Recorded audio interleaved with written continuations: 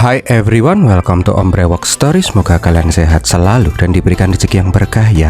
Dah lama ya Om gak bahas film yang bikin baper. So kali ini Om akan membahas cerita film yang berjudul Dadak 2 keluaran tahun 2025. Film ini mengisahkan kisah cinta pemuda dari kasta Dalit, kasta terendah di masyarakat India, yang jatuh cinta dengan seorang cewek dari kasta Brahmana, kasta paling tinggi di India. Karena hal itu, mereka pun sering mendapat pembulian, bahkan ancaman pembunuhan. Nah, penasaran gak apakah mereka akan bersatu seperti di film-film atau akan ambiar kayak di kisah nyata? So, nggak usah pakai lama deh, langsung aja bumper Om Brewok Story.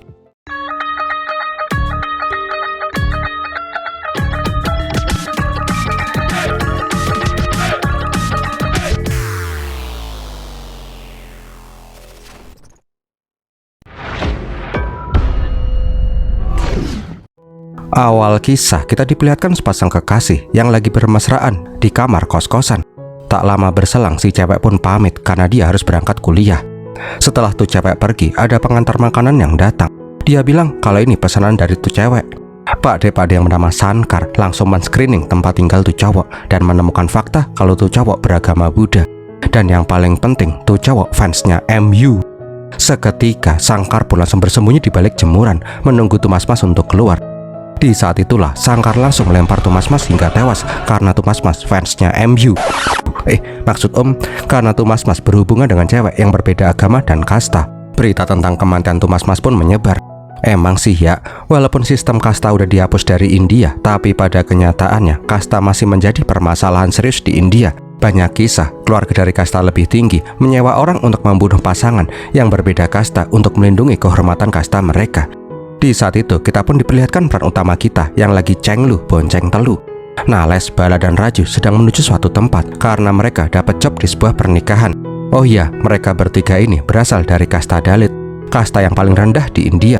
Seperti yang kita tahu, di agama Hindu ada 3 kasta, Brahmana, Ksatria, dan Sudra. Sedangkan kasta Dalit merupakan kasta yang bahkan tidak tercatat dalam ketiga kasta itu. Singkat cerita, Nales dan teman-temannya perform di sebuah acara pernikahan. Di saat itu, ada seorang cewek yang bernama Vidi keluar dari dalam. Melihat Vidi yang cantik banget, Nales pun langsung jatuh cinta pada pandangan pertama. Tapi dia juga sadar diri kalau dia hanyalah orang miskin dari kasta Dalit. Nggak mungkin banget cewek dari kasta Brahmana mau sama dia. Tapi di luar dugaannya, Vidi malah terus memperhatikan si Nales, yang mana membuat si Nales langsung jadi salah tingkah. Yang mengejutkannya, Vidi langsung menghampiri si Nales dan meminta nomornya si Nales. Nales yang kaget dan bingung malah ngasih nomor sepatu sama nomor celananya.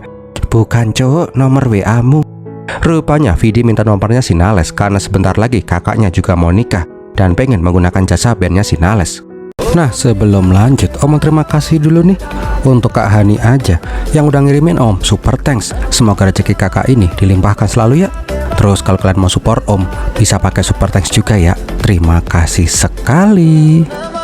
Beberapa minggu kemudian diperlihatkan si Nales yang kemberadak karena dia akan mengikuti wawancara penerimaan mahasiswa baru. Bala dan Raju juga sampai minjem sepatu agar Nales itu bisa tampil nggak kayak gembel. Nah, di kampus terlihat si Nales yang sangat gugup.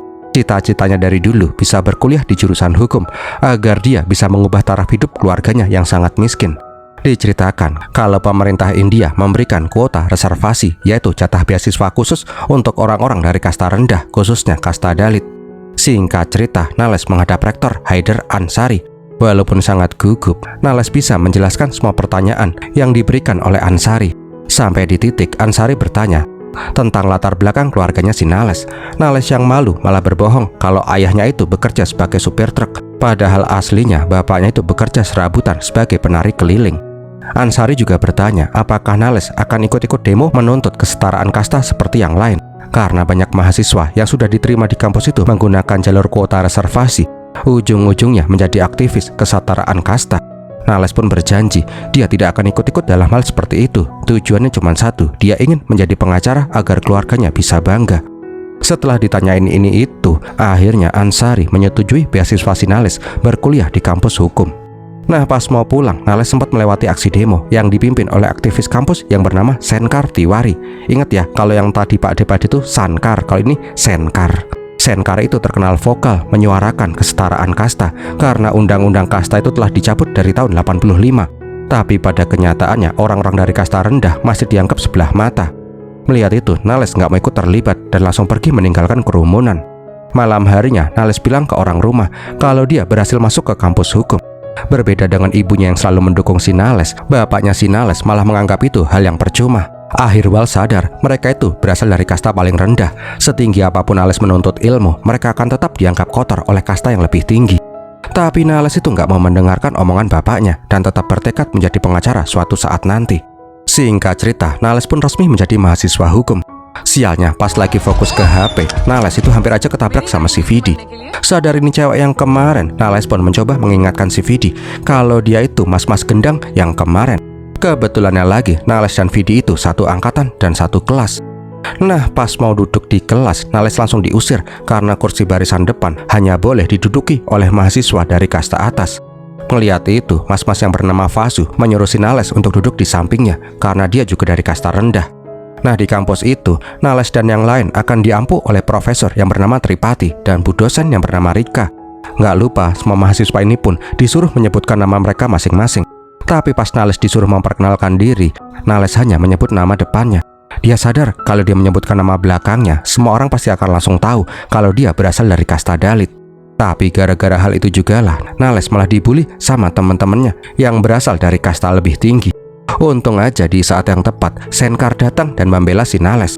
Setelah diamankan, Nales pun diajak ngobrol sama si Senkar. Intinya sih, mereka tuh harus saling mendukung dan melindungi sesama kasta bawah. Tujuan mereka belajar hukum agar mereka tidak dibodohi oleh orang yang merasa mereka itu lebih unggul karena kasta mereka lebih tinggi. Di lain sisi, kita diperlihatkan rumah keluarga Bahwaraj. Mereka sedang melakukan pertemuan untuk pertunangan kakaknya si Vidi yang bernama Nimisa. Singkat katanya, mereka semua pun setuju dengan perjodohan itu karena mereka sama-sama dari keluarga kaya dan berkasta Brahmana. Scene kemudian menunjukkan proses pembelajaran di kelas. Dosen Rika menjelaskan dasar hukum dengan menggunakan bahasa Inggris. Dikala itu Nales ngacung. Dia meminta bu dosen Rika menjelaskan dengan bahasa India aja karena si Nales itu nggak mudeng bahasa Inggris. Setelah kelas selesai, Nales memberanikan diri menyapa si Vidi. Dia pengen minta tolong ke Vidi untuk menjelaskan pelajaran tadi yang diterangkan dengan bahasa Inggris. Karena Vidi ini emang baik, cantik, dan pulen, dia pun bersedia membantu si Nales. Mulai dari situlah mereka pun mulai akrab. Apalagi Vidi ini nggak pernah membeda-bedakan kasta. Selama Nales berkuliah di sana, dia pun merasa sangat menikmati. Dia juga sudah mulai akrab dengan Senkar. Pernah nih ya, ada acara debat terbuka antara Senkar yang mendukung kesetaraan kasta dengan Vijay yang menentang kasta disetarakan. Namun seperti yang dijanjikan ke Pak Ansari, Nales itu nggak mau ikut terlibat dalam organisasi aktivis apapun. Pokoknya belajar jadi pengacara, sugih. Nah, diceritakan kalau Vidi dan Nales itu semakin dekat dan mesra. Vidi itu suka dengan kepribadiannya si Nales yang selalu saja optimis. Nales itu nggak mau terkekang oleh stereotip kalau kasta Dalit itu harus pasrah dengan keadaan. Sangat beda dengan cowok-cowok dari kastanya yang selalu membanggakan status tinggi mereka tanpa mau berusaha keras. Di sana juga mereka pun saling bertanya tentang latar belakang mereka masing-masing. Apa hobinya, makanan favorit apa, udah punya pacar atau belum, dan lain-lain. Malam harinya, Vidi mengantar si Nales pulang. Nah, di kala itu juga diperlihatkan Sankar yang lagi mau menjalankan misinya. Di sebuah rumah ada keluarga berkasta tinggi yang lagi bingung. Anak putri mereka yang bernama Salu berpacaran dengan kasta rendah. Sebelum ini, Salu dan adiknya sempat bersetegang. Nggak sengaja Salu didorong dan kepalanya terbentur hingga tewas. Sekarang keluarganya bingung gimana cara menutupi semua ini. Sankar yang merupakan penjaga kemurnian kasta dimintain tolong membereskan masalah ini agar keluarga itu tidak mendapat malu. Sankar pun punya ide. Dia ingin membuat seolah-olah Salu itu membun-bun dirinya sendiri. Sankar menyeting sedemikian rupa agar terlihat meyakinkan. Namun pas mau digantung, rupanya Salu itu masih belum mati. Bukannya nolong si Salu, Sankar tetap membun-bun gadis malang itu.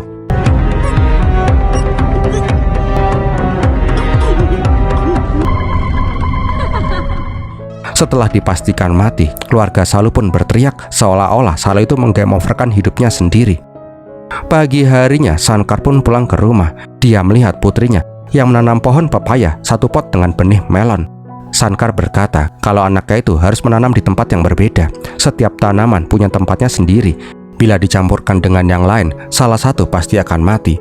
Itu sama seperti kasta. Setiap orang punya tempatnya masing-masing dan tidak boleh bercampur. Beberapa hari kemudian, Nales disuruh menjelaskan pelajaran oleh Profesor Tripati. Tapi Nales langsung diomelin karena menjelaskan dengan bahasa India. Profesor ingin penjelasan dalam bahasa Inggris. Pas disuruh kembali duduk, Nales sempat melihat si Vasu yang nulis bulet-bulet di catatannya. Ternyata banyak teman-temannya juga melakukan hal yang sama. Vasu menjelaskan lebih baik mereka pura-pura nulis daripada nanti diincar sama Tripati. Ngeheknya, Tripati yang emang gak suka sama si Nales langsung ngecek apa yang ditulis sama si Nales. Vidi mencoba membela si Nales, tapi Tripati malah menyuruh si Vidi membaca bulet-buletan yang ditulis itu. Nggak cuman itu, Tripati juga menghina si Nales sebagai kasta bawah benalu. Sangat disayangkan, beasiswa dari pemerintah dikasih ke orang-orang bodoh miskin kasta rendah seperti si Nales. Mendapatkan hinaan seperti itu, emosi Nales pun langsung memuncak. Dia mengambil buku teman-temannya yang melakukan hal yang sama persis kayak dia. Tapi kenapa hanya dialah yang dihukum dan dihina? Tapi Tripati nggak peduli dan malah langsung mengusir si Nales keluar. Sore harinya, Vidi mendatangi si Nales yang cedih. Nales bilang kalau dia itu hampir lupa diri karena sudah terlalu nyaman berkuliah. Dia itu harus sadar diri kalau dimanapun dia berada, dia akan selalu direndahkan karena statusnya yang sangat rendah. Vidi mencoba membela si Nales kalau sekarang ini dunia sudah modern, sistem kasta sudah tidak relevan. Lagian India juga sudah menghapus sistem kasta dari undang-undang negara. Nales menceritakan kisahnya kenapa dia sangat ingin menjadi pengacara. Suatu hari dia dan teman-temannya lagi bermain di sebuah kubangan. Nales itu juga punya anjing yang sangat dia sayangi. Sialnya, ada geng kasta tinggi yang mengganggu mereka walaupun mereka itu nggak ngapa-ngapain. Bahkan mereka ngencingin kolam agar Nales dan teman-temannya segera pergi. Nggak mau ada masalah, mereka pun memutuskan untuk pergi aja. Tapi Kirik di mana ya? Kok hilang? Seketika mereka itu sadar kalau ada suara Kirik dari arah rel kereta api. Benar saja, Kirik diikat di rel itu oleh anak-anak dari kasta atas tadi. Naasnya, Nales dan teman-temannya terlambat. Kirik pun tewas di seruduk kereta api. Di saat itu, Nales pun sangat sedih dan marah. Kirik yang sangat dia sayangi meninggoy mengenaskan. Belum cukup di situ, pas sampai di rumah, Nales dan teman-temannya malah ditangkap polisi. Mereka itu difitnah membunuh anjing dan mencuri. Sekuat apapun mereka menjelaskan ke polisi nggak ada yang mau dengar karena status mereka itu cuma kasta dalit. Bahkan ibunya Nales yang membela anak-anaknya langsung ditabok sama polisi. Ketika malam, pas Nales CS disiksa, ibunya Nales datang bersama pengacara. Pengacara itu meminta polisi menghentikan penyiksaan dan penangkapan tanpa bukti ini. Rupanya pengacara itu memang selalu membantu rakyat miskin yang mengalami masalah hukum. Karena hal itu jugalah Nales bertekad ingin menjadi pengacara, agar suatu saat nanti ada orang seperti dia yang mengalami kesulitan, Nales bisa membantu mereka. Mendengar ceritanya si Nales, Vidi pun terenyuh. Dia itu nggak pernah membayangkan di zaman modern seperti ini diskriminasi kasta masih terjadi. Vidi pun bilang mulai sekarang dia akan mengajari Nales berbahasa Inggris agar Nales bisa membuktikan ke orang-orang yang selama ini menghinanya kalau kasta rendah sepertinya bisa juga sukses, bahkan jauh lebih hebat daripada yang menghinanya. Karena dukungan Vidi dan teman-temannya, Nales pun mulai percaya diri lagi. Sedikit demi sedikit dia mulai bisa membuktikan diri. Hubungan Nales dan Vidi juga semakin dekat. Nggak kerasa timbullah benih-benih asmara di antara mereka. Sampai suatu hari, pas Vidi dan si Nales ngedate di pasar malam, diperlihatkan si Sankar yang juga berada di sana. Om kirain Sankar itu mau memburu si Nales. Ternyata dia itu lagi mengamati pasangan beda kasta yang lagi main bom-bom kar. Nah, di lain tempat, diperlihatkan keluarganya si Vidi lagi mempersiapkan undangan pernikahan Nimisa dan Kumar. Pas mau minta 2 kartu undangan, Roni sepupunya si Vidi malah ngamuk. Roni tahu kalau undangan itu akan diberikan ke Nales dan Vasu, teman sekelas yang berasal dari kasta bawah. Arvin, ayahnya si Vidi, nggak mempermasalahkan hal itu dan membiarkan si Vidi mengundang teman-temannya. Tapi dalam hatinya, Arvin itu aslinya nggak suka kalau Vidi bergaul dengan orang kasta bawah.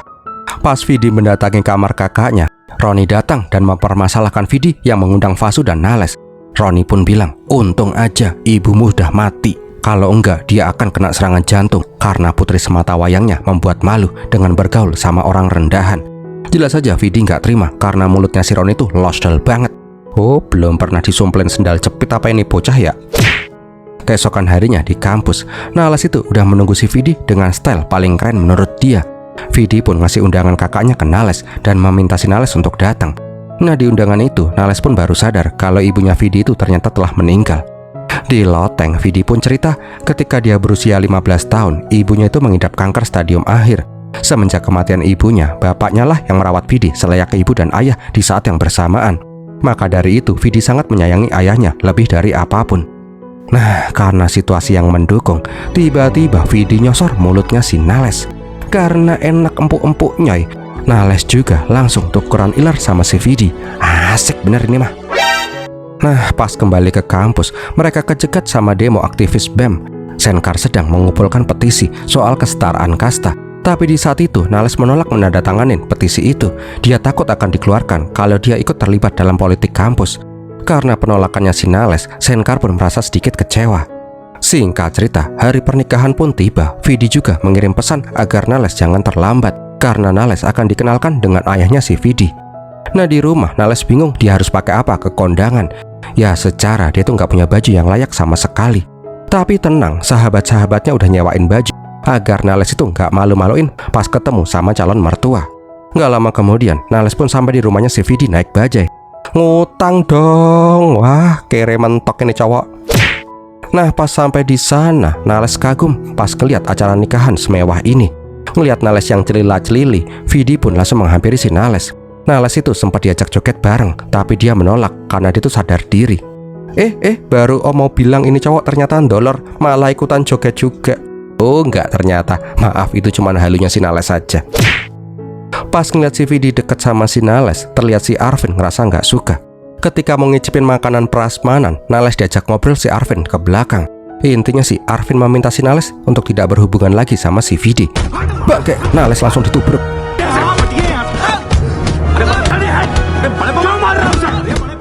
Ngehenya, Roni itu mengajak teman-temannya buat ngebukin si Nales. Arvin yang lihat itu mencoba menyelamatkan si Nales. Yang lebih bangkainya lagi, Roni sampai ngencingin si Nales. Setelah semua pada pergi, Arvin meminta sekali lagi, lebih baik hubungan Nales dan Vidi itu disudahi saja. Kasian si Vidi, kalau sampai ketahuan dia menjalin hubungan dengan pemuda Dalit, Vidi pasti akan dipermalukan oleh banyak orang.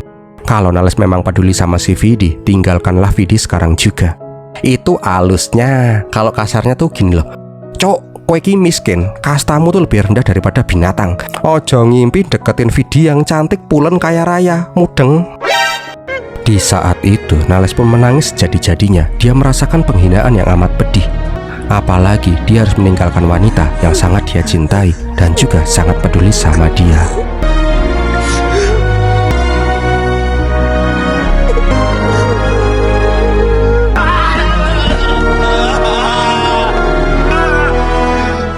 Di saat yang bersamaan, Vidi mencari-cari si Nales. Tanpa tahu kalau Nales itu sudah meninggalkan rumahnya si Vidi dengan hati dan tubuh yang hancur. Sin kemudian memperlihatkan si Nales yang tersadar di suatu tempat. Rupanya dia sedang diikat di rel kereta api. Tapi itu hanyalah mimpi buruknya si Nales yang ketakutan dia akan dibunuh oleh keluarganya Vidi kalau sampai dia masih menjalin hubungan dengan si Vidi.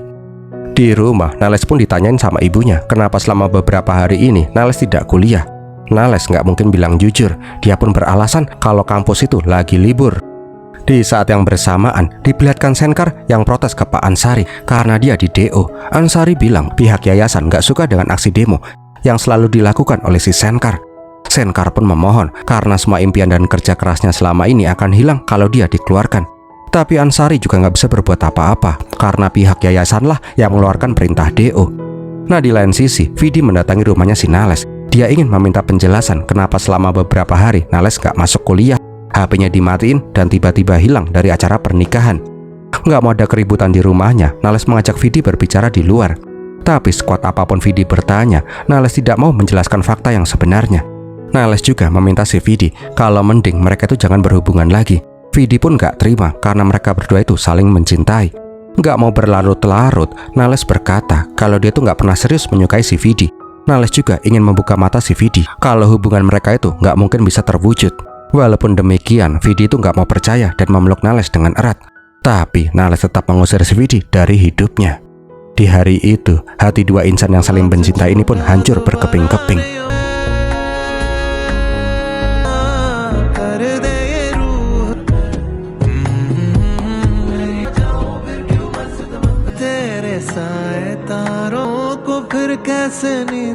Ketika Nales kembali berkuliah, dia terlihat dingin ketika bertemu dengan si Vidi. Sampai suatu hari diadakan simulasi persidangan. Vidi menjadi pengacara yang membela terdakwa si Nales, sedangkan Roni menjadi hakim. Tapi persidangan itu malah jadi kacau ketika setiap pembelaan Nales selalu saja ditentang oleh si Roni. Merasa marah akan situasi yang sudah menumpuk, emosi Nales pun tiba-tiba meledak. Dia pun langsung menyerang si Roni di tempat. Gara-gara hal itu jugalah Ansari marah besar dan berencana mencabut beasiswanya si Nales. Nales pun memohon, dia itu cuma terbawa suasana. Untung aja Rika membela si Nales. Ya udah, Ansari meminta orang tua Nales datang untuk menemui dirinya. Di loteng, Nales bingung kudu gimana. Dia nggak mungkin membawa bapaknya ke kampus. Bisa-bisa semua orang tahu kalau dia itu cuma anak penari jalanan kasta Dalit. Vasu yang lihat sahabatnya udah kayak ayam sayur yang hampir basi punya ide brilian. Vasu mengajak Nales ke kampungnya. Mereka berencana untuk mencari sosok yang bisa menggantikan ayahnya si Nales menemui Ansari. Di sebuah barbershop, mereka sempat bertemu sama si Sankar. Awalnya sih mereka ingin meminta bantuan si Sankar buat jadi bapak pura-puranya si Nales. Tapi ini Pak Depade dingin banget, mending nggak usah deh. Singkat cerita, mereka pun menyewa Pak Depade brewok ubanan yang bernama Takur. Karena dijanjiin duit, oke lah gas kuy. Keesokan harinya, Nales dan Takur sampai di ruangannya si Ansari. Setelah diceramahin, tiba-tiba Takur malah ngamuk dan gebukin si Nales habis-habisan. Nggak kelihatan ini cuma acting, gebuknya beneran cok.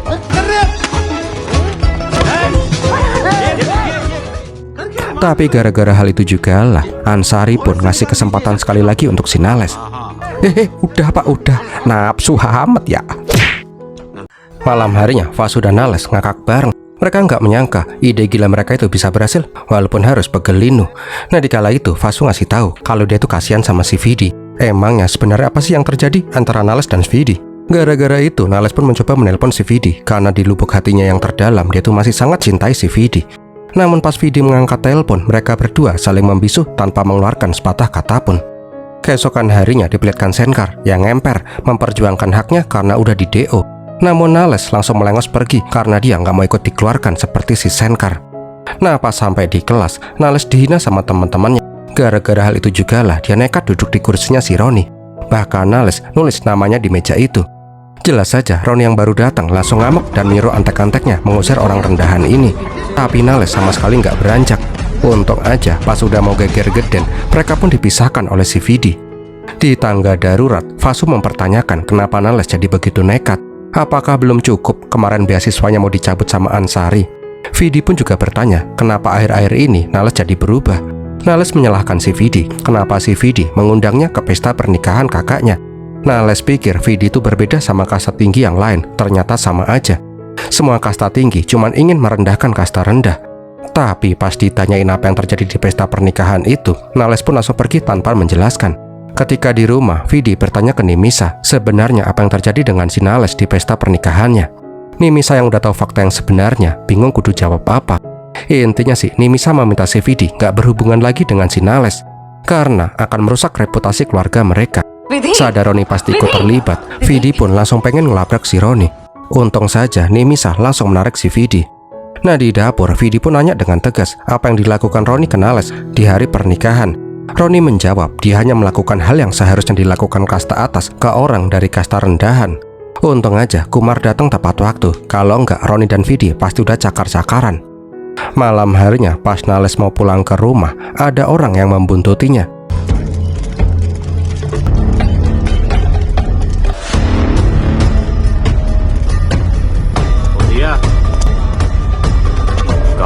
Seketika dia itu hendak digebukin rame-rame.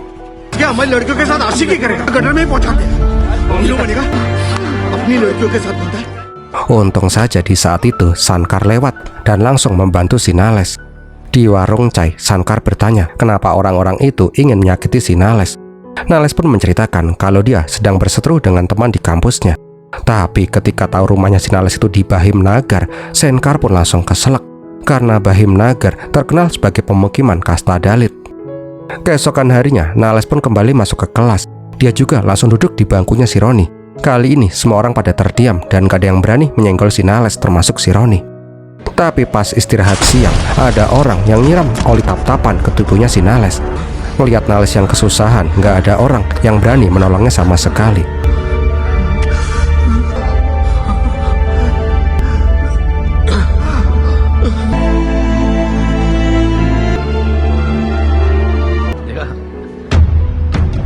Vidi yakin ini perbuatannya si Roni dan menantang duel si Roni. Tapi pas Vidi dijambak-jambak, Nales langsung muncul dari belakang dengan mata yang melotot menyeramkan. Nales juga nulit-nulitin oli ke mukanya si Roni sebagai tantangan kalau Roni terus mengusiknya, Nales nggak akan tinggal diam. Sialnya, pertikaian itu dilihat oleh si Ansari. Alhasil, besok mereka berdua dipanggil ke ruangan Ansari. Setelah membersihkan diri, orang tuanya si Nales kembali dipanggil sama si Ansari. Tapi kali ini Nales nggak mau menyewa orang lagi. Dia ingin bapak kandungnya yang datang ke sekolahan. Di malam harinya diperlihatkan acara pentas tarik keliling. Seperti yang Om bilang sebelumnya, bapaknya si Nales itu bekerja sebagai penari keliling. Nales itu aslinya malu dengan pekerjaan bapaknya yang berdandan seperti wanita. Tapi ya udahlah, intinya si Nales meminta bapaknya datang ke kampus besok siang. Singkat cerita, Roni pun mendapatkan skorsing 2 minggu. Sedangkan si Nales mau di DO karena udah melanggar untuk kedua kalinya. Namun sekali lagi Ansari ngasih kesempatan terakhir. Kalau sampai terjadi hal yang seperti ini lagi, Nales akan beneran di DO. Sebelum pergi, Ansari ingin berbicara empat mata dengan si Nales. Dia bertanya apakah Nales itu malu dengan ayahnya sendiri, sampai berpura-pura menyewa bapak-bapak di pertemuan pertama. Ansari menaruh harapan besar ke Nales. Itulah kenapa Ansari menerima si Nales dan memberikan dia kesempatan sekali lagi. Ansari cerita kalau dulu dia juga sering mendapatkan diskriminasi karena dia itu muslim. Tapi dengan perjuangan tak mengenal lelah, Ansari bisa sampai di posisinya sekarang. Gara-gara omongannya si Ansari, Nales langsung sadar kalau selama ini dia tuh sudah salah. Sialnya, di luar, Roni dan teman-temannya malah mendatangi Ahirwar. Mereka yang tahu pekerjaan Ahirwar langsung membulinya.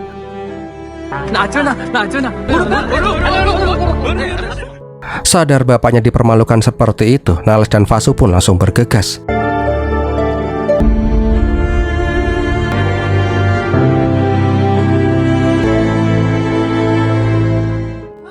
Di rumah, Vidi yang tahu apa yang dilakukan si Roni tadi di kampus sangat marah. Tapi Roni tetap aja bangke. Dia nggak merasa bersalah karena menghina kasta Dalit adalah kenikmatan untuk kasta tinggi sepertinya. Emosi sama ini anak, Arvin pun langsung gaplokin si Roni. Tapi bapaknya si Roni, Prakas, mencoba menenangkan kakaknya. Prakas dan Roni ini sama aja. Mereka bilang cuman ingin melindungi kehormatan keluarga karena Vidi telah mempermalukan mereka. Sontak Vidi pun langsung muntap. Apa yang membuat dia mempermalukan nama keluarga? Apakah dia keluar nggak pakai baju? Apakah dia udah berbuat zina? Sontak semua orang pun langsung pada terdiam. Setelah Vidi pergi, Prakas menyarankan kakaknya untuk bertindak. Kalau hal ini terus dibiarkan, keluarga mereka akan jauh lebih malu. Prakas bilang dia akan mengurus semuanya. Duri dalam daging harus segera disingkirkan.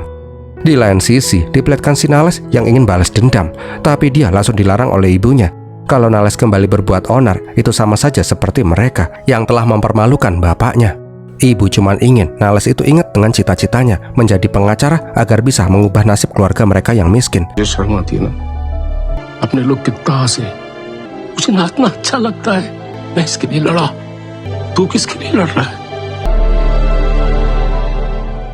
Setelah mendapatkan wejangan dari bapak ibunya, Nales pun tersadar. Dia pun pengen bertemu dengan si Sankar dan bergabung memperjuangkan kesetaraan kasta. Tapi pas dicari, Sankar itu malah pergi entah kemana. Naasnya, pas Nales pergi ke kamarnya si Sankar, dia melihat si Sankar yang sudah membun-bun dirinya sendiri. Melihat kematiannya si Sankar yang mengenaskan, semua orang pun terpukul, termasuk si Nales.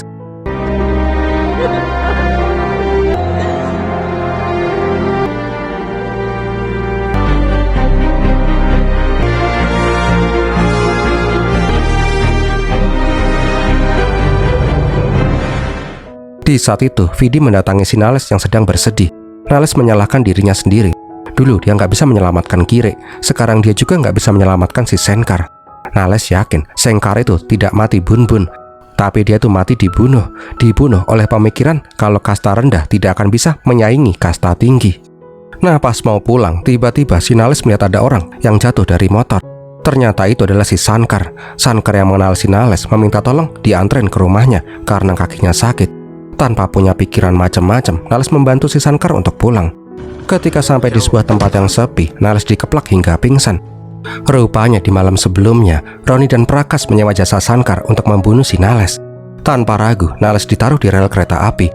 Sankar juga ngasih minum alkohol ke Nales agar seolah-olah Nales ini mabuk sehingga polisi tidak curiga. Namun takdir berkata lain. Di kala itu, Nales melihat sosok Tirik yang mencoba membangunkannya. Karena hal itu jugalah Nales terbangun di saat yang tepat sebelum kereta api melindasnya. Melihat itu, Sankar pun hendak mencegah si Nales pergi, tapi semua telah terlambat. Alhasil, Nales langsung kabur dari kejarannya si Sankar.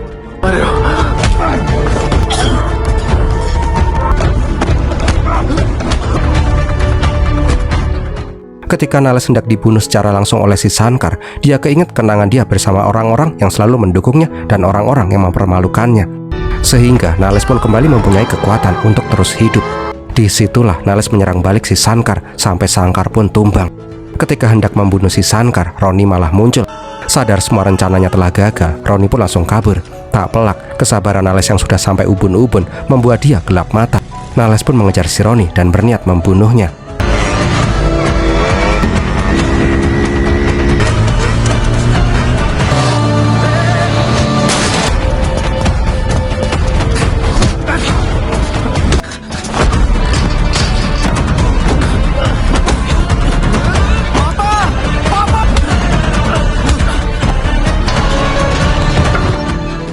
Sesampainya di rumahnya si Vidi, Nales tetap mengejar si Ronnie. Dia itu udah gak peduli lagi, dia cuma ingin membunuh si Ronnie. Namun di saat itu Nales menghentikan aksi pembunuhannya. Dia pun melepaskan si Ronnie. Di sana Nales pun ingin berbicara dengan bapaknya si Vidi. Nales bertanya kenapa keluarganya si Vidi sangat ingin menyingkirkannya. Nales pun menjelaskan dengan lantang soal kejadian di hari pernikahan. Dia yang digebukin, disiksa, dan dikencingin. Sontak Vidi pun langsung kaget karena akhirnya dia tahu kejadian di hari pernikahan. Nales juga bilang Ronnie selalu membulinya dan barusan dia hampir dibunuh oleh orang suruhannya si Ronnie. Nales bertanya, apa salah dia lahir di keluarga kasta bawah? Apakah orang dari kasta bawah tidak layak untuk hidup? Kalau memang demikian, silakan Arvin membunuhnya di sini sekarang juga. Yang pasti, walaupun harus mati, Nales tidak bisa berbohong dengan perasaannya kalau dia sangat mencintai si Vidi lebih dari apapun. Melihat bapaknya ternyata seperti itu, Vidi sangat kecewa. Dia bahkan tidak mau mendengar penjelasan dari bapaknya lagi. Bangkainya, Prakas itu malah mengambil pistol dan hendak menembak si Nales. Ya, si Vidi pun langsung bengak-bengok lah. Dia sudah jengah sama kelakuan keluarganya yang gak ngotak. Setelah itu, dia pun langsung memeluk si Nales dan filmnya pun berakhir. Bentar dong, masa endingnya gini doang? Gak seru lah. Ada yang nyempil dikit kok, tenang aja. Di akhir film, diperlihatkan si Shankar yang tersadar. Karena gagal dalam menjalankan misi untuk pertama kalinya, Shankar memutuskan membunuh dirinya sendiri di rel kereta api.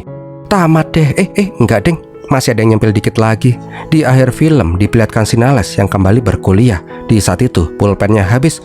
Vidi yang lihat itu ingin memberikan pulpennya ke Nales, tapi dari samping Ronnie memberikan pulpennya dan filmnya pun berakhir.